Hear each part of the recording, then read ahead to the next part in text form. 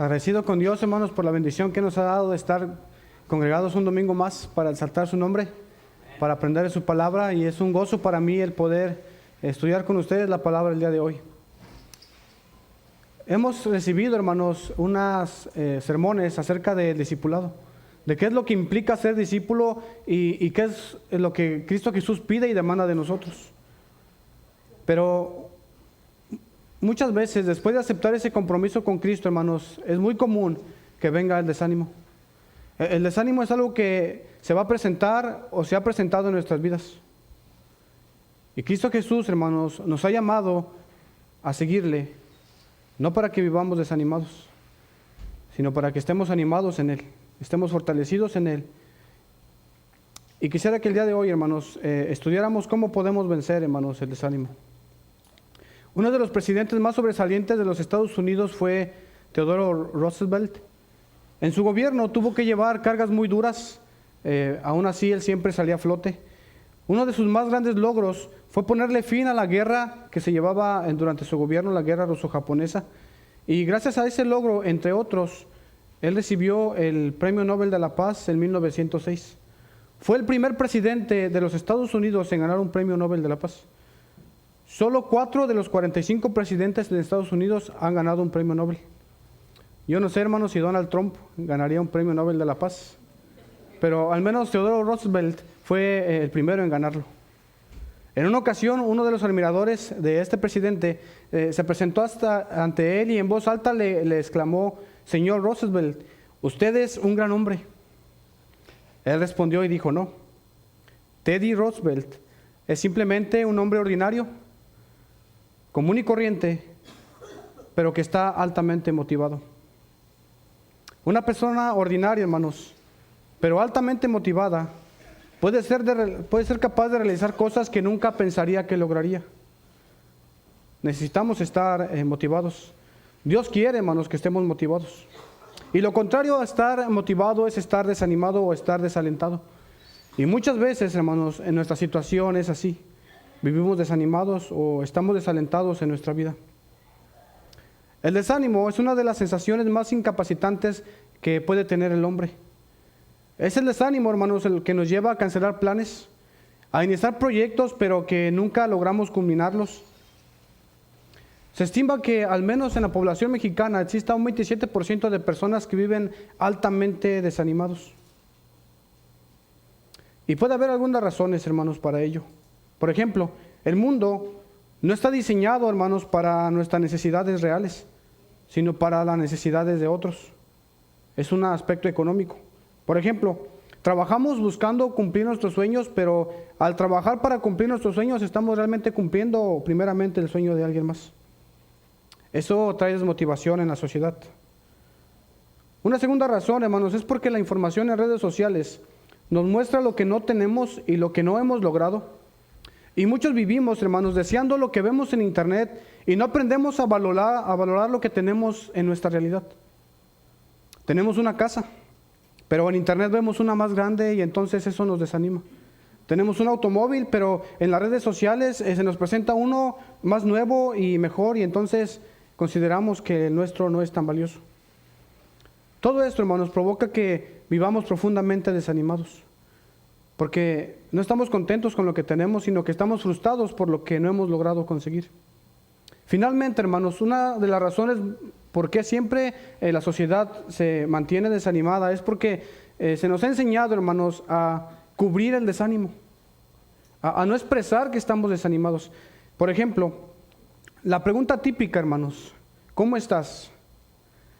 La gran mayoría vamos a responder a esta pregunta que estamos bien, cuando, hermanos, muchas veces no estamos bien. Pero hemos aprendido a cubrir, hermanos, el desánimo, pero no hemos aprendido a quitarlo.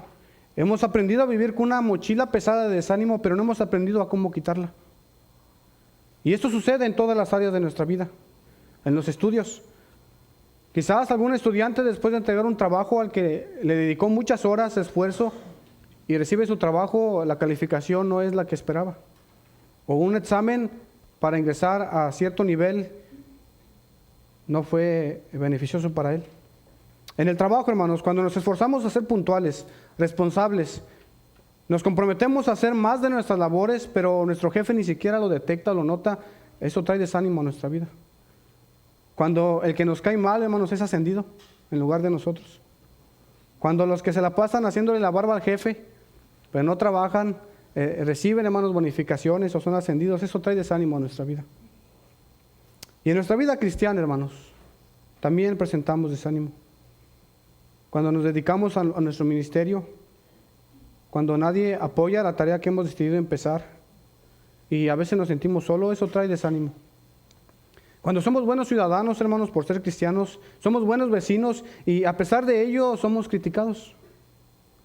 Cuando vamos a una junta familiar y somos criticados por nuestros familiares por ser un poco aguafiestas, hermanos, y nos desanimamos por vivir una cultura que va en contra de los principios cristianos. En la Biblia encontramos constantemente exhortaciones a mantenernos firmes en la fe.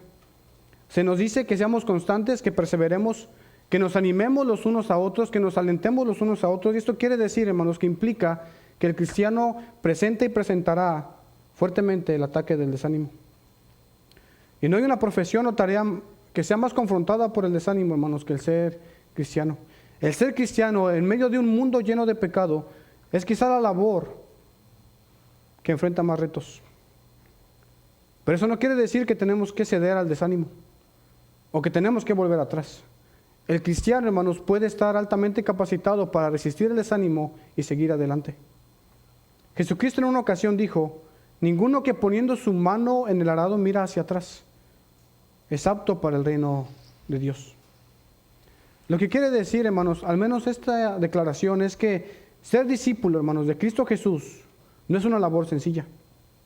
El ser discípulo de Cristo Jesús requiere una valentía y una perseverancia constante. Además, también implica, hermanos, que es posible serle fiel a Cristo Jesús. Nos dice que es difícil, pero no dice que es imposible. Así que aunque haya retos en nuestra vida, hermanos, es posible permanecer firmes en nuestra fe.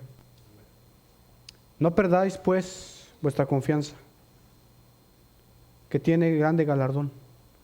Porque os es necesaria la paciencia para que, habiendo hecho la voluntad de Dios, obtengáis la promesa. Porque aún un poquito y el que ha de venir vendrá y no tardará, mas el justo vivirá por fe. Y si retrocediere, no agradará a mi alma. Note este versículo, hermanos. Pero nosotros no somos de los que retroceden para perdición, sino de los que tienen fe para preservación del alma. Pero nosotros no somos de los que retroceden para perdición, sino de los que tienen fe para preservación del alma. Así que, ¿cómo vencer el desánimo, hermanos? Y el escritor de los Hebreos, a través del capítulo 10, 11 y 12, nos presenta algunos consejos de cómo nosotros podemos vencer el desánimo, cómo poder negarnos, hermanos, a rechazar a Cristo Jesús. Y lo primero es que debemos nosotros recordar nuestros inicios como cristianos. Para vencer el desánimo debemos recordar nuestro compromiso con Cristo. Debemos tener presente, hermanos, el compromiso que hicimos con Cristo Jesús. Voy a trazar un poco los versículos, ahí en el capítulo 10, versículo 32, y el texto dice así: pero traed a la memoria los días pasados, en los cuales, después de haber sido iluminados, sostuvisteis gran combate de padecimientos. Por una parte, ciertamente, con vituperios y tribulaciones, fuisteis hechos espectáculo, y por otra llegaste a ser compañero de los que estaban en una situación semejante. Porque de los presos también os compadecisteis, y el despojo de vuestros bienes sufristeis con gozo, sabiendo que tenéis en vosotros una mejor y perdurable herencia en los cielos. Este pasaje, hermanos, que acabamos de leer, la sección del 32 al 34, contrarresta los versículos anteriores, en los cuales se exhorta, hermanos, a que nosotros no podamos pecar deliberadamente contra Cristo Jesús. Y de acuerdo al contexto de Hebreos, el pecado del que está hablando es negar la fe y retroceder una vez que nosotros hemos creído en Cristo Jesús. El rechazar, hermanos, a Cristo Jesús es rechazar también las bendiciones que hemos recibido de Él. En lugar de eso, el escritor de los Hebreos nos recomienda recordar las razones del por qué nosotros estamos en la fe. Dice el texto: pero traigan a la memoria los días pasados. Tengan presente los días en los cuales ustedes se entregaron a Cristo Jesús. Es decir, debido a la bendición que recibieron, ellos tuvieron con sumo gozo estar dispuestos a padecer por la causa de Cristo Jesús. Le está hablando, hermanos, a un grupo de cristianos que ya ha padecido a causa de su fe. Desde el inicio del cristianismo, los primeros discípulos siempre presentaron retos de diferentes maneras y magnitudes, pero desde el inicio de la iglesia, hermanos, cada creyente presenta retos y adversidades por su fe. Y lo primero que podemos ver en esta carta a los Hebreos es que este grupo de creyentes, hermanos, enfrentaban persecución y sufrimiento. Entre los judíos, hermanos, eran rechazados socialmente y algunos habían sido maltratados, encarcelados y, de acuerdo al texto, despojados de sus bienes. Vivían con miedo a que la situación empeorara, lo que causaba mucho estrés y desgaste emocional. Esto hacía, hermanos, que muchos hicieran la siguiente pregunta: ¿vale la pena seguir siendo cristiano? En un mundo en donde se me acusa, en un mundo en donde se me hostiga por ser cristiano, ¿vale la pena seguir siendo cristiano? Es difícil saber a detalle, hermanos, las persecuciones y las causas que recién comenzaban en esta época del cristianismo, pero posiblemente los primeros cristianos, hermanos, tuvieron una fuerte presión familiar, social, religiosa y políticamente también. La carta a los Hebreos está en una fecha de aproximadamente del 60 al 70 a.C. Para esta fecha, hermanos, para el año 64, el emperador Nerón había acusado al grupo de los judíos y cristianos de incendiar Roma, y a través de ello los había mandado encarcelar, perseguir. Muchos de ellos fueron arrestados vivos, fueron castigados públicamente para servir de escarmiento. Algunos fueron llevados, hermanos, a los teatros romanos para servir de entretenimiento. Algunos fueron echados contra los gladiadores. Algunos fueron echados a las fieras salvajes. Y otros más, hermanos, fueron incendiados vivos para iluminar las calles de la ciudad. Aunque quizás, hermanos, estas persecuciones no fueron específicamente a los receptores de la carta a los Hebreos, este evento, hermanos, provocó que la gente aún más mirara el cristianismo como algo malo. Y entonces los creyentes, hermanos, empezaban a ser ahora más fuertemente hostigados. Ya lo eran, pero ahora comenzaba a ser algo más fuerte para ellos. Ellos tenían, hermanos, la tentación de abandonar el cristianismo. Muchos de ellos eran judíos convertidos al cristianismo, y el judaísmo, hermanos, era una religión legal permitida por el imperio. El cristianismo no lo era. Por lo cual era algo fácil, hermanos, renunciar a la fe cristiana y volver a la religión antigua.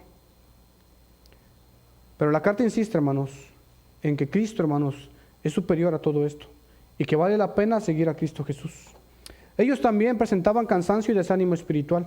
Algunos estaban perdiendo el entusiasmo y la firmeza en su fe. La carta advierte, hermanos, a no apartarse o a no retroceder. Al contrario, los anima a perseverar. Incluso cuando seguir a Cristo, hermanos, es complicado. Finalmente podemos ver que ellos tenían una presión, hermanos, del entorno. Vivían rodeados de personas que no compartían su fe. Y ser cristiano implicaba ir en contra de la tradición familiar, social, cultural y política. Y pensándolo bien, hermanos, en nuestra vida ahora tiene algunas nociones y muchos parecidos a los primeros cristianos a los que escribe la Escritura a los Hebreos. Somos presionados a vivir de una forma contraria a nuestra fe. Somos tachados, hermanos, como lo raro de nuestros trabajos o de nuestras familias. Somos criticados por vivir diferente. Para algunos, hermanos, es motivo de burla que en lugar de tener una cerveza en nuestras manos tengamos una Biblia. Otros cuestionan por qué en lugar del domingo irnos a celebrar la coneja al río, hermanos, nos venimos a la iglesia y nos preguntan por qué hacemos esto. Se nos acusa de ser hipócritas. Y no sé si aquí sea común, hermanos, pero allá de donde yo vengo, de Salvatierra y en su entorno, es muy común que a los creyentes en Cristo, a los cristianos, se nos acuse de ser aleluyas. Así es un término que usan de forma despectiva. Ahí vienen los aleluyos o ahí vienen las aleluyas. Cuando nosotros empezábamos a ir a la iglesia, hermanos, la iglesia nos quedaba cerca, íbamos caminando y desde lejos, hermanos, escuchaban a gritar a los niños y adultos: ahí vienen los aleluyos, ahí vienen los aleluyas. Y era algo, hermanos, que de cierta manera a un joven de 12 años le calaba, hermanos. Por eso cuando entré a la secundaria, yo dejé ir a la iglesia. Pero de cierta manera, hermanos, todos tenemos un cierto nivel de hostigamiento por ser cristianos. Conozco a una joven en Salvatierra, hermanos, que un día decidió entregar su vida a Cristo Jesús.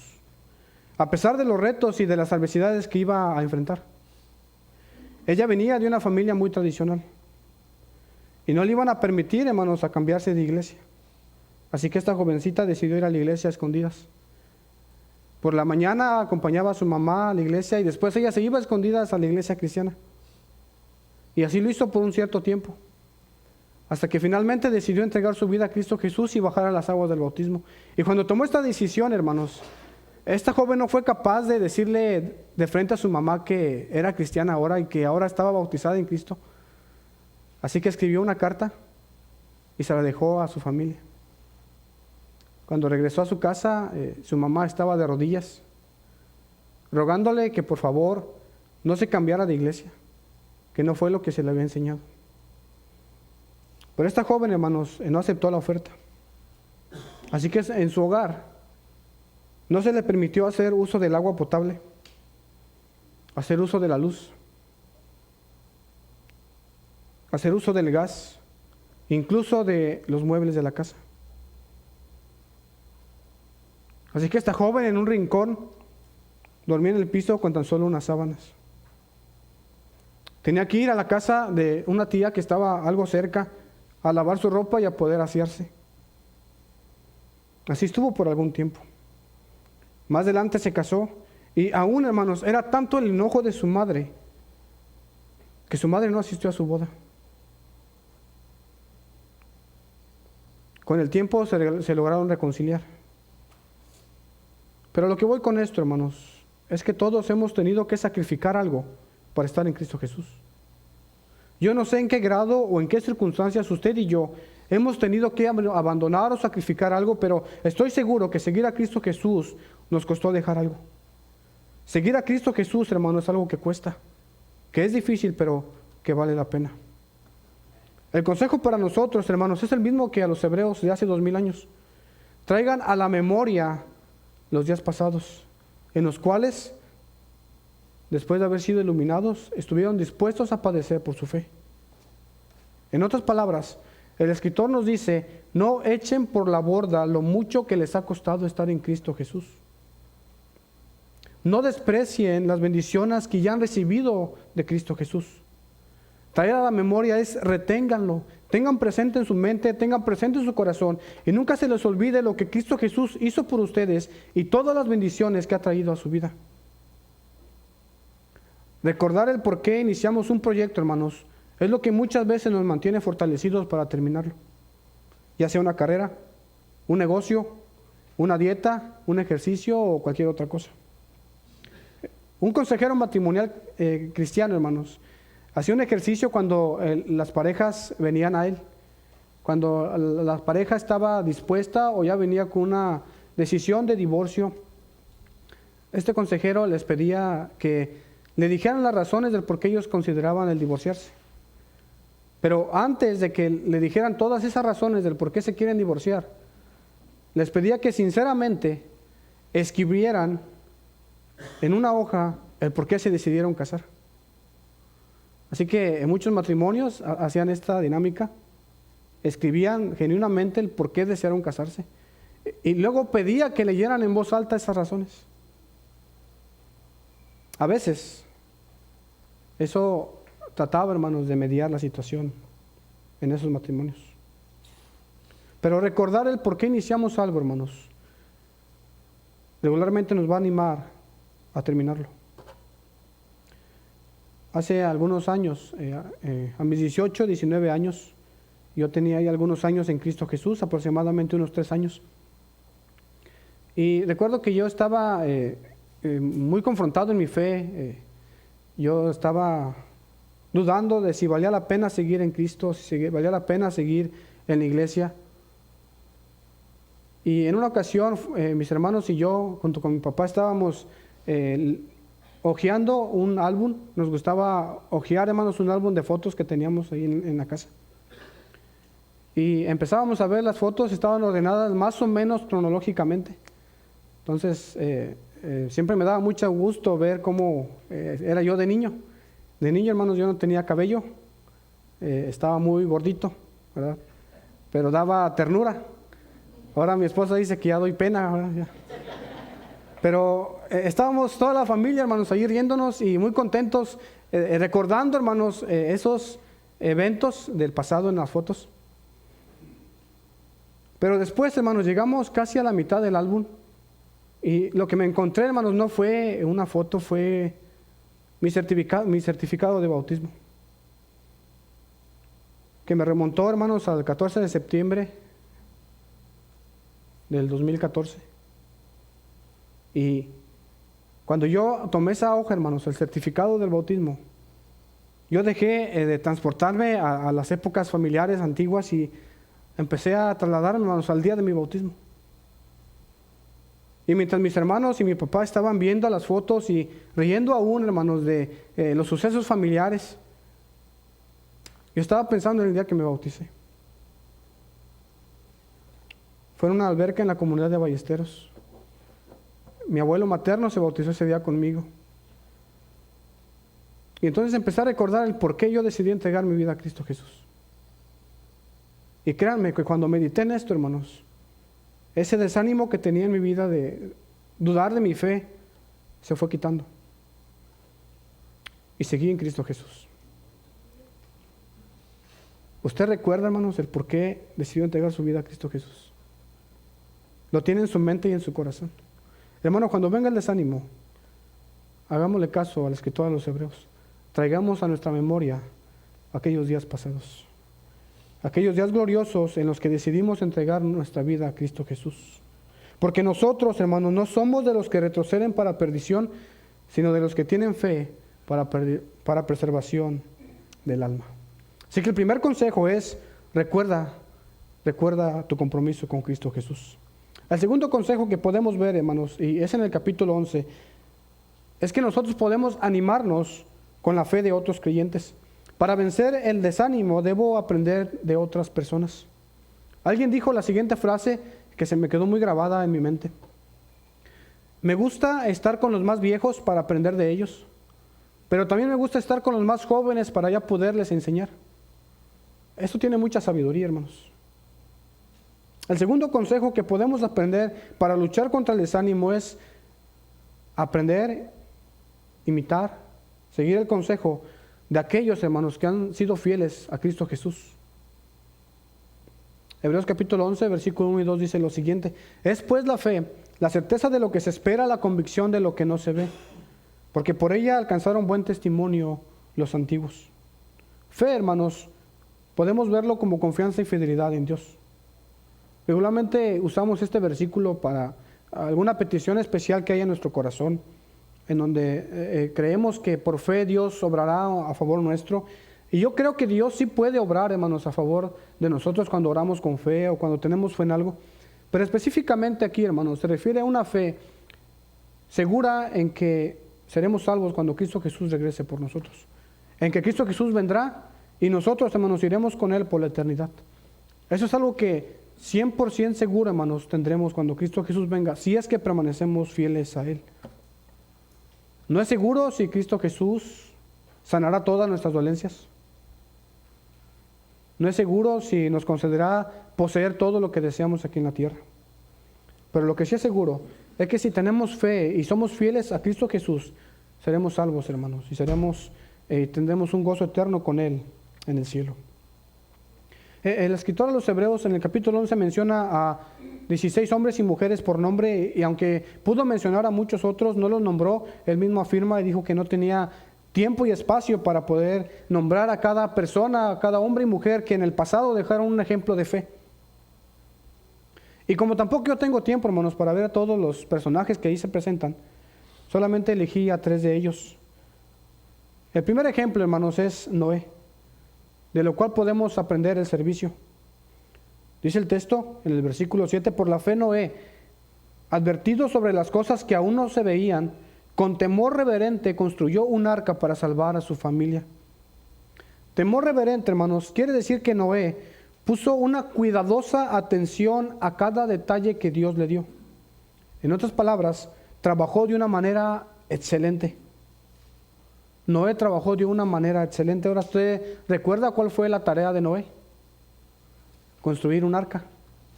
El arca, hermanos, que salvaría a la humanidad de una destrucción masiva. De hecho, cuando nosotros vamos a Génesis capítulo 6, versículo 22, después de que Noé recibió todas las indicaciones específicas y muy estrictas de Dios, podemos leer lo siguiente: y lo hizo así Noé, hizo conforme a todo lo que Dios le mandó. Hizo conforme a todo lo que Dios le mandó. Eso quiere decir que Noé lo hizo de una manera excelente. Lo hizo de una manera cuidadosa y detallada. Noé, hermanos, posiblemente duró unos 100 años construyendo el arca. Una caja enorme de madera que medía aproximadamente unos 150 metros de largo, 25 metros de ancho y 15 metros de altura. Él y quizás sus 3 hijos. Noé estaba, hermanos, en su plena juventud. Posiblemente a los 500 años empezó, terminó a los 600 años. Un trabajo arduo y muy detallado. Y Noé hizo conforme a todo lo que Jehová le mandó. Además, de acuerdo a 2 de Pedro, capítulo 2, versículo 5, se menciona que Noé fue un pregonero de justicia. Lo que puede implicar, hermanos, que mientras Noé construía esta caja enorme, esta arca enorme de madera, las personas que lo cuestionaban, quizás de loco, me imagino yo, ¿qué estará haciendo este hombre? Posiblemente él les predicó el evangelio de su tiempo. Vendrá un diluvio. El mundo morirá a causa de su pecado. Pero nadie creyó, hermanos. Solo se salvaron 8 personas. Noé, su esposa, sus 3 hijos y sus 3 nueras. Y aunque pareciera un fracaso, hermanos, no lo es. La humanidad fue rescatada y gracias a ello hoy somos más de 8,000 millones de personas. El ejemplo de Noé, hermanos, nos deja una lección de servicio a Dios. Muchos servimos, pero no conforme a todo lo que Dios nos manda. A Dios, hermanos, no solamente se le puede servir en la iglesia, sino en todo lugar que tenemos tareas por hacer. En nuestro trabajo, en nuestra escuela, en nuestro hogar. Siempre podemos servir al Señor, hermanos, a través de nuestro empeño que le ponemos a todo lo que hacemos. Martin Luther King dijo lo siguiente: si un hombre es llamado a ser barrendero, debería de barrer las calles, incluso como Miguel Ángel pintaba, o como Beethoven componía música, o como Shakespeare escribía poesía. Debería barrer las calles, también que los ejércitos del cielo se detengan y puedan decir: aquí vivió un gran barrendero que hizo bien su trabajo. Abraham Lincoln, uno de los presidentes más sobresalientes de los Estados Unidos, dijo: hagas lo que hagas, hazlo bien. Hermanos, cuando Dios nos demanda hacer algo, cuando nosotros somos responsables de hacer algo, hagámoslo bien. El ejemplo de Noé pareciera un fracaso por solamente 8 personas de miles quizás en el mundo se salvaron. Pero él no fracasó porque hizo correctamente todo lo que Dios le mandó. A veces Dios no nos pedirá, hermanos, medir los resultados. A veces Dios nos pedirá hacer las cosas conforme a todo lo que Él mandó. Así que si los resultados quizás no son los que esperábamos, pero nosotros hicimos conforme a todo lo que Dios mandó, entonces no hay motivo de desanimarnos. El segundo ejemplo, hermanos, lo podemos ver en Moisés. Dice el texto en el versículo 24-26, por la fe Moisés, ya adulto, renunció a ser llamado hijo de la hija del faraón. Prefirió ser maltratado con el pueblo de Dios a disfrutar los efímeros placeres del pecado. Consideró que la deshonra por causa de Cristo era una mayor riqueza que los tesoros de Egipto, porque tenía la mirada puesta en la recompensa. Lo que se resalta, hermanos, en estos versículos sobre Moisés fue la decisión de elegir a seguir a Dios, aunque eso le costara dejar su poder y su riqueza de Egipto. Moisés, hermanos, tenía parte en la realeza de la nación más poderosa de su tiempo, pero renunció a ello, confiando en que en Dios, hermanos, había una mejor riqueza. Tal vez, hermanos, es como si Donald Trump nos invitara, hermanos, a ser parte de sus consejeros, ser parte de los más importantes con él, pero nos dijera: solamente puedes estar conmigo si renuncias a ser cristiano. ¿Qué haríamos, hermanos, ante una oferta así? Pero no necesitamos tener una oferta de esa magnitud para que nuestra fe sea puesta a prueba. Vivimos, hermanos, en un mundo materialista en donde es fácil darle más importancia a las cosas materiales que a las cosas espirituales. Donde estoy dispuesto a sacrificar días de iglesia para trabajar algunas horas más. Y lo malo, hermanos, no es tener una abundancia material. Lo malo es cuando cambiamos lo espiritual por lo material. Y muchas veces nos desanimamos porque sentimos que al seguir a Cristo afecta nuestra estabilidad económica. Muchas veces que pensamos que el seguir a Cristo afecta mi tiempo en familia, afecta mi tiempo social. Pero debemos tener prioridades correctas. Las cosas espirituales están por encima de las cosas materiales. ¿Cómo puedo invertir en el reino? En tiempo, en recurso y en servicio. Un tercer ejemplo, hermanos, que quiero mostrar el día de hoy es el ejemplo de Rahab. Y este ejemplo nos muestra esperanza de redención. El versículo 31 dice esto de ella: por la fe Rahab, la ramera, no pereció juntamente con los desobedientes, habiendo recibido a los espías en paz. Ahora déjele platico lo que hizo esta mujer. Lo que hizo fue creer en Dios por las hazañas que había oído de él. Y el pueblo de Dios comenzaba a conquistar la tierra prometida que Dios les había dado. Pero antes mandaron a 2 espías a Jericó, la ciudad de Rahab. Así que Rahab, hermanos, los escondió. Y cuando los hombres que mandó el rey de Jericó vinieron a preguntar por estos espías de Israel, Rahab dijo: vinieron, pero se han ido, no sé dónde están. Vayan y persíganlos porque seguramente ya están lejos. Pero ella los tenía escondidos. Gracias a este acto de valentía, hermanos, y fe, Rahab salvó su vida y la de su familia. Pero además de eso, fue incluida, hermanos, en el pueblo de Dios una mujer que no era del mejor prestigio, hermanos, de la sociedad. Una mujer que no era parte del pueblo de Dios. Fue alcanzada con redención y esperanza. Muchas veces pensamos que los grandes ejemplos solamente son aquellos hombres y mujeres que mantuvieron una vida intachable y lograron una vida de logros y hazañas. Pero Hebreos, hermanos, en el capítulo 11 nos muestra que también una persona que deja una vida, hermanos, de pecado y se arrepiente y se transforma en Dios, es un ejemplo digno a imitar. Hace tiempo estábamos asistiendo a un funeral y después de que se dio un mensaje, hermanos, uno de los varones que estaba escuchando estaba hasta el fondo y empezó a decirnos lo siguiente: ustedes no saben lo que yo he hecho. Ustedes dicen que Dios puede perdonar, pero ustedes no saben lo que yo he hecho. Dios no me puede perdonar. Hermanos, ¿será esto verdad? ¿Será que la gracia de Dios, la esperanza en Dios tenga un límite? Este ejemplo, hermanos, nos muestra que desde el Antiguo Testamento Dios, hermanos, es un Dios de gracia y misericordia. Dios atiende, hermanos, a aquellas personas que vienen a Él con fe. Y muchas veces, hermanos, los tropiezos en la vida nos hacen desalentarnos en el cristianismo y querer tirar la toalla y decir, no voy a poder con esto. Es un reto muy difícil. Alguna decisión equivocada que tomamos muchas veces nos aleja de Dios en lugar de acercarnos más a Dios.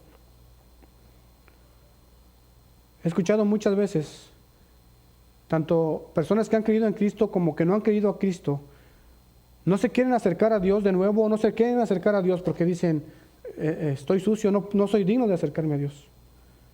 Y eso es verdad. Ninguno lo somos. No lo merecemos. Y por eso, hermanos, se llama gracia. Muchas veces nos desanimamos por los fracasos en nuestras vidas y olvidamos la gracia de Dios.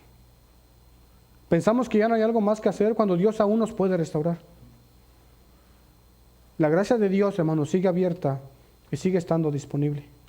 Ahora, ¿por qué el escritor a los Hebreos nos menciona una lista, hermanos, de hombres y mujeres?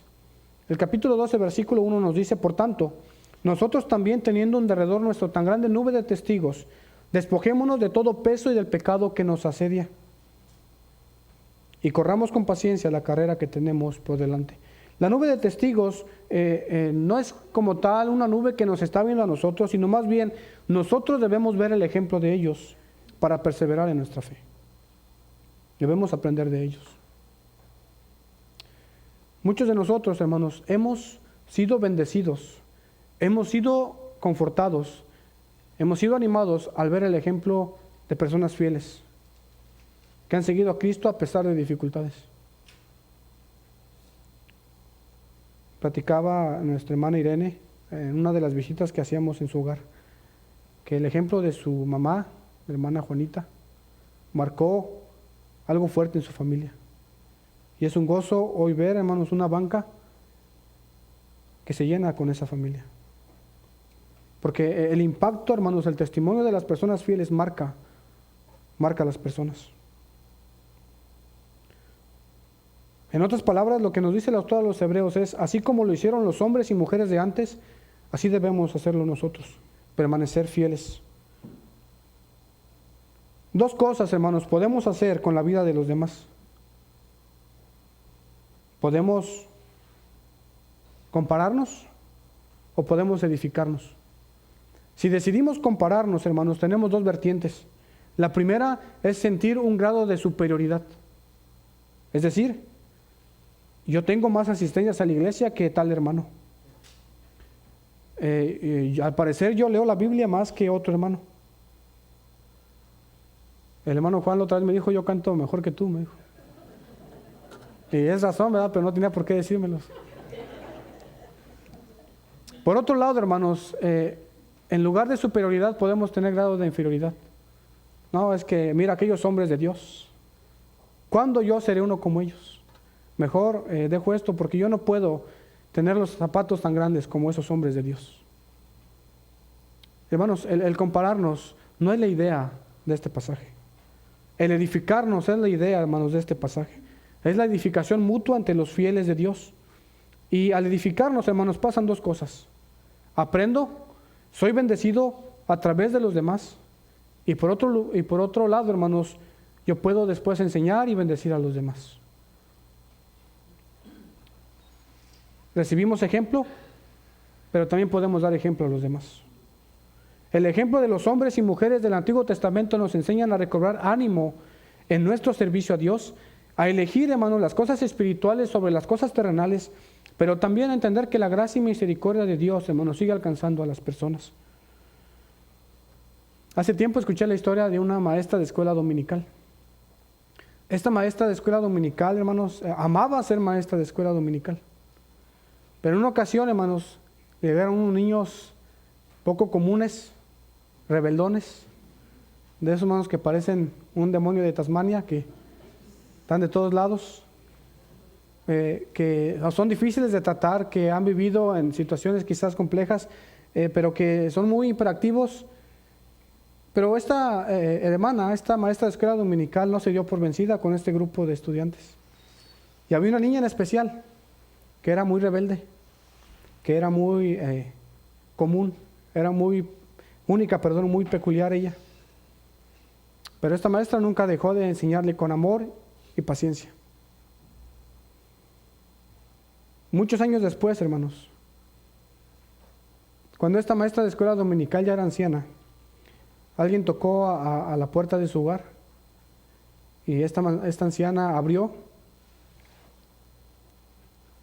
Y resulta, hermanos, que era esa niña a la cual ella le había dado clases. Y esta ahora mujer, adulta con hijos, le dijo lo siguiente: en mi infancia tuvimos una familia disfuncional muy complicada. Lo único bueno que tuve en mi infancia fuiste tú. Y ahora quiero que me enseñes los cantos que me enseñabas cuando era niña, porque ahora se los quiero enseñar a mis hijos. Hermanos, no sabemos qué impacto puede tener nuestra fidelidad en la vida de las personas.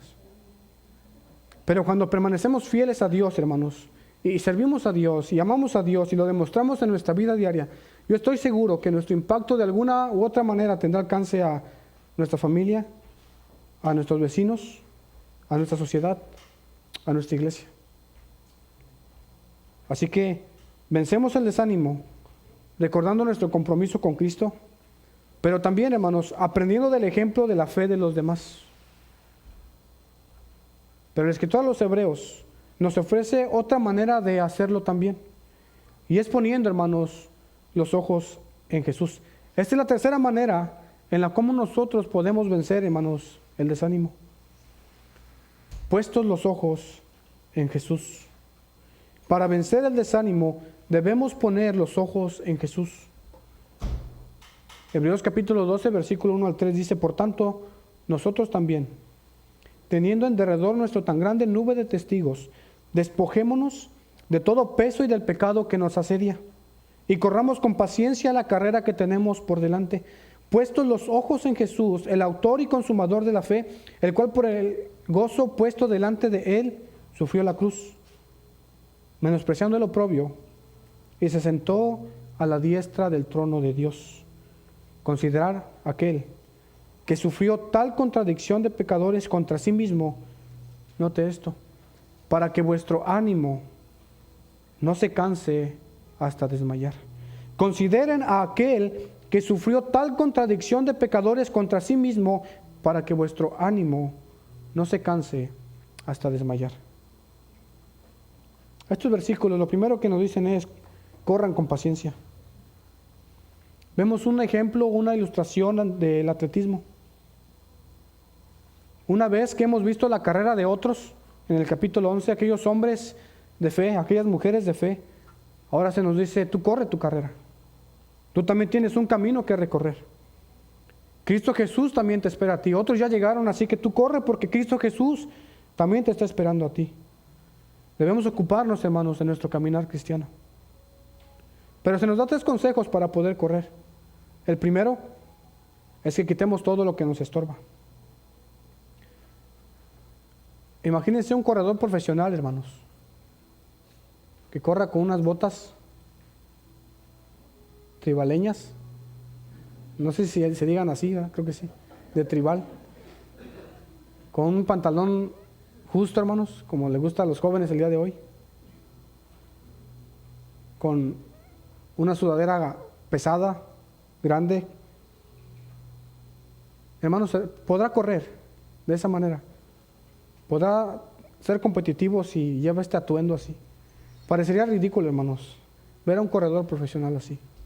El escritor a los Hebreos dice: quítense todo lo que les estorba. Quítenselo. Para un corredor profesional eso incluiría algunas calorías, hermanos, que pueda tener. Ser disciplinado. Para nosotros, hermanos, implica tener una disciplina espiritual. Debemos estar espiritualmente atléticos. Es la única consolación que tenemos algunos, ¿verdad? Que decimos: físicamente no soy atleta, pero espiritualmente soy muy atlético. Soy fuerte en la fe. Hermanos, debemos alimentarnos de la palabra y debemos ayunar del pecado. La palabra nos equipa y nos fortalece. El pecado nos detiene y cada vez, hermanos, se vuelve más pesado, al grado que no podrás avanzar. El segundo consejo es: hazlo con paciencia. Y paciencia no quiere decir sin ganas. Significa que tenemos que tener perseverancia a pesar de la prueba. Eso es paciencia. La carrera de la fe, hermanos, no es comparable con una carrera de velocidad, sino con una maratón. Algo largo, complicado, en lo que no necesitamos ser los más veloces, sino que necesitamos llegar a la meta. Y el tercer consejo es: pongan los ojos en Jesús. Corremos en la tierra, hermanos, pero con los ojos en el cielo. No debemos desviarnos de nuestra meta. Nuestra meta, hermanos, es llegar a Cristo. Nuestra meta está en Cristo Jesús. Hace tiempo conocí la historia de Derek Redmond. Derek Redmond, hermanos, fue un corredor profesional. Y esta persona participó en los Olímpicos de Barcelona de 1992. Pero cuando pasó esto, hermanos, tuvo algo desalentador en su carrera. Quisiera que viéramos el siguiente video, hermanos. Este es el personaje Derek Redmond.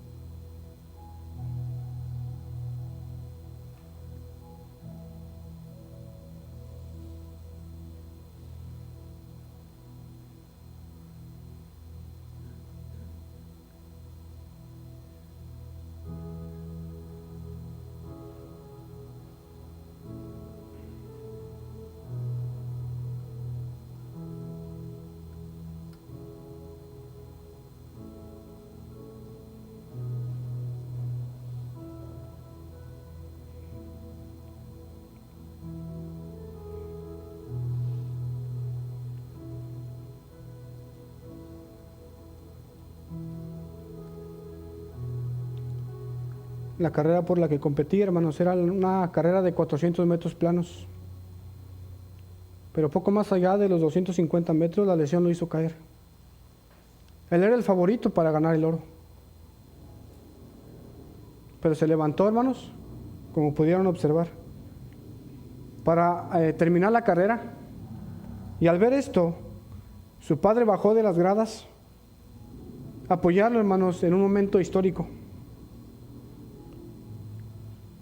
Derek no logró conseguir un nuevo récord, no logró conseguir el oro, pero logró, hermanos, lo que quizás ningún otro corredor: cruzar la meta con su padre. No necesitamos ser los más rápidos, hermanos, en la carrera de la fe. Necesitamos ser constantes. Cuando corremos con paciencia, nos levantamos a pesar de las caídas. Nos enfocamos en llegar a la meta, aunque no seamos los primeros.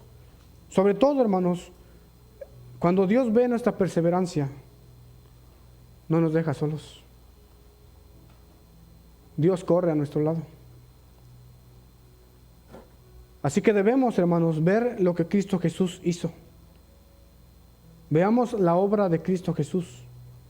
Puestos los ojos en Jesús, el autor y consumador de la fe, el cual por el gozo puesto delante de él sufrió la cruz, menospreciando el oprobio, y se sentó a la diestra del trono de Dios. Consideren a aquel que sufrió tal contradicción de pecadores contra sí mismo, para que vuestro ánimo no se canse hasta desmayar. Hermanos, Jesús es el mayor motivo de aliento para seguir en la fe. Recordar su obra nos ayuda a permanecer. Y recordamos dos cosas de Cristo Jesús: su sufrimiento, pero también su resurrección. Recordamos lo que Él tuvo que padecer en la cruz por nuestros pecados, pero también recordamos que Él resucitó, y a través de esa resurrección, hermanos, tenemos esperanza de la vida eterna. No hay un ejemplo mayor, hermanos, de perseverancia que el de Cristo Jesús. No hay un ejemplo mayor de sacrificio que el de Cristo Jesús. Así que cuando vemos la cruz, nos damos cuenta que nuestros padecimientos no son tan grandes como los que Él padeció. Entendemos que lo que hagamos por Él no es tan grande como lo que Él ha hecho por nosotros. Reconocemos que lo que hemos dejado por Él, hermanos, no se compara con lo que Él tuvo que dejar para salvarnos a nosotros. Hermanos, Él dejó su trono en los cielos para venir a nacer en un pesebre y vivir una vida humilde hasta finalmente morir en la cruz. Teniendo millares de ángeles que le servían, vino al mundo a servir a hombres pecadores. Siendo Dios, se hizo hombre como tú y como yo. Siendo santo, llevó el pecado de todos nosotros. Siendo eterno, hermanos, estuvo dispuesto a experimentar la muerte. Siendo inocente y sin culpa, pagó la deuda a precio de sangre en la cruz. Sé que muchas veces podemos desanimarnos, pero una cosa, hermanos, tenemos que hacer, y es ver hacia la cruz. Pero no solo veamos la cruz y veamos a Cristo Jesús crucificado ahí. Cristo Jesús resucitó. Cristo Jesús, hermanos, venció. Y si Cristo Jesús resucitó, entonces tú y yo tenemos la esperanza de la vida eterna. A eso vino Jesús. Jesucristo dijo: yo he venido para que tengan vida y para que la tengan en abundancia. Para que la tengan en abundancia. El año pasado tuve la oportunidad de asistir a un viaje con el hermano Octavio por parte del Colegio Bíblico. Y ya cuando veníamos de regreso, hermanos, de las montañas de Oaxaca, nos estacionamos una noche a descansar en Querétaro. Y allí conocí, hermanos, en persona. Ya lo había visto al hermano, lo había escuchado en alguna ocasión, pero en persona conocí al pastor en Querétaro, el hermano Gerardo Domínguez. Él y su familia fueron muy amables con todos los estudiantes y con mis hermanos, el hermano Octavio y la hermana Milka. Y por la mañana, hermanos, mientras tomábamos un café, él contaba cómo en un momento de su vida sintió mucho desánimo, tanto en el ministerio como en la iglesia. Dice: pero escuché una historia en una predicación que me animó y me confortó. Y la historia, hermanos, es la siguiente. Un pastor decidió trabajar como misionero en un país lejano. Se fue, hermanos, a evangelizar y a servir a los más necesitados. Tras muchos años de servicio abnegado y sufrido, lejos de su país y de su familia y de su iglesia, decidió, hermanos, regresar a su país natal. Decidió volver a casa. Había hecho grandes cosas para Dios. Al acercarse a su llegada, comenzó a imaginar cómo lo recibirían, hermanos, en su bienvenida. Él pensaba y decía: he trabajado duro. He visto cómo muchos se han convertido a Dios y he servido mucho a Dios. Seguro que los hermanos de la iglesia y mi familia, mis amigos, me recibirán con una gran fiesta. Me recibirán con música y reconocimiento por todos mis años de sacrificio a Dios. El día del regreso, hermanos, el misionero llegó al puerto donde el barco iba a llegar. Y al bajar del barco, hermanos, notó que el área de recepción estaba llena de gente, con pancartas que decían: bienvenido a casa, te esperamos, te esperábamos. Había bandas de música, cámaras de televisión y mucho alboroto, hermanos. Había casos de carnitas, hermanos, por donde quiera. Había una multitud. Pero al bajar, hermanos, del barco, notó que nadie le recibió. Resulta, hermanos, que en ese mismo barco venía un político famoso y todo lo que estaba viendo este misionero, hermanos, era para ese político. Venía Donald Trump, hermanos, con Claudia y AMLO, y todo, hermanos, era para ellos. Y el pastor, hermanos, no recibió nada. No hubo alguien que lo esperó, alguien que lo recibiera. Así que desanimado y desilusionado y cansado, buscó un taxi por su cuenta y regresó, hermanos, a su casa en silencio. Esa noche, profundamente triste y sintiéndose irrelevante, oró al Señor y le dijo: Señor, he pasado años trabajando para ti y nadie me ha recibido, y a este político que no ha hecho nada por ti lo reciben como un rey. Señor, quiero saber por qué. Después de la oración, el misionero sintió en su corazón la voz de Dios que le decía: hijo mío, ¿por qué te pones triste si aún no llegas a casa? Hijo mío, ¿por qué te pones triste si tú aún no llegas a casa? El político recibió su recompensa aquí en la tierra, pero la tuya está preparada en el cielo. El hermano Gerardo me dijo cuando escuché esas palabras: ¿por qué te pones triste si aún no llegas a casa? Dijo: el desánimo y el desaliento que había se fue y nunca más me he vuelto a desanimar como en aquella ocasión. Hermanos, quiero animarlos a que sigamos firmes en nuestra fe. En este mundo tendremos muchas adversidades, pero recordemos que nuestra recompensa no está aquí en la tierra, está en nuestra casa. Y aún no hemos llegado a casa. Vamos en camino, pero aún no hemos llegado a casa.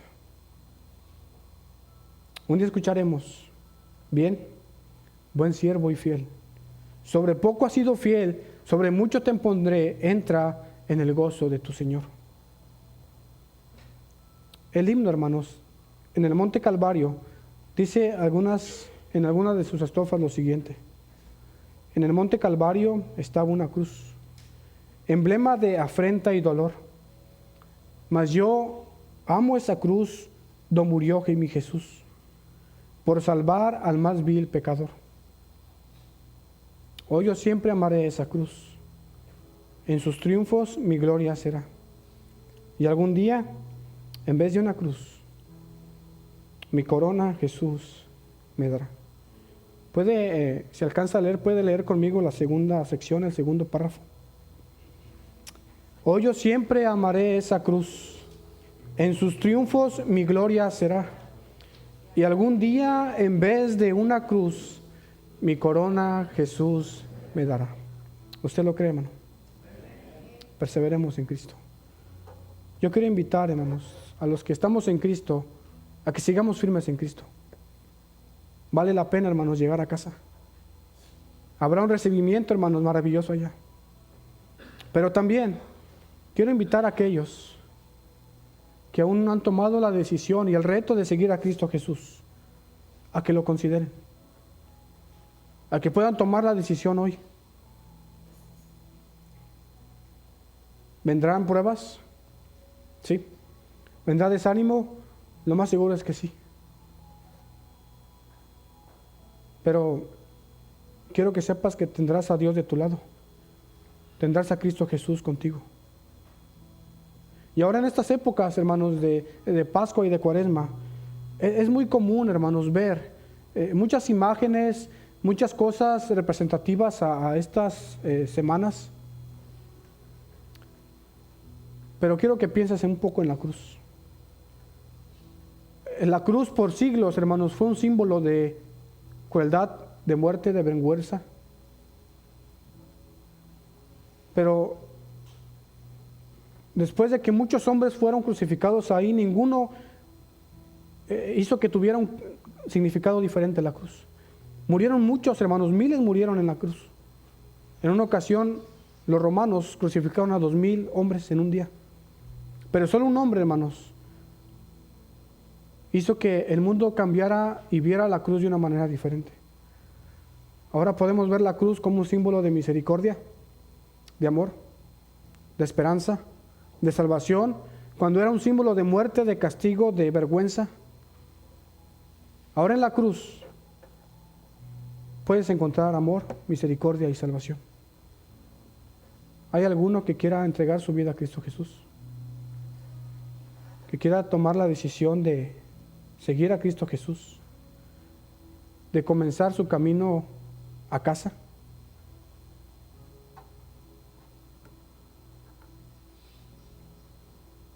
Vamos a orar, hermanos. Señor eterno, gracias te damos, Dios, porque has sido bueno con nosotros, porque nos has llamado, Padre, a tener parte contigo, Señor, en tu iglesia.